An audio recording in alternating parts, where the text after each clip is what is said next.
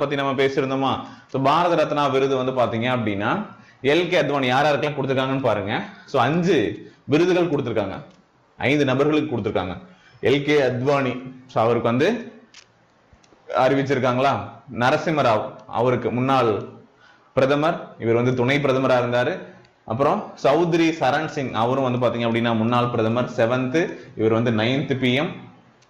MS Viswanathan பசுமை புரட்சியினுடைய தந்தை, உங்களுக்கு தெரியும். சோ அவருக்கு கொடுத்திருக்காங்க, தமிழ்நாட்டை சேர்ந்தவர். அடுத்து வந்து பாத்தீங்கன்னா கற்பூரி தாக்கூர், அவர் வந்து பீகாரினுடைய சிஎம் இருந்தவர், 11th CM இருந்தவர். சரிங்களா? ஜனநாயக் அப்படின்னு சொல்லிட்டு அழைக்கப்படக்கூடியவர்.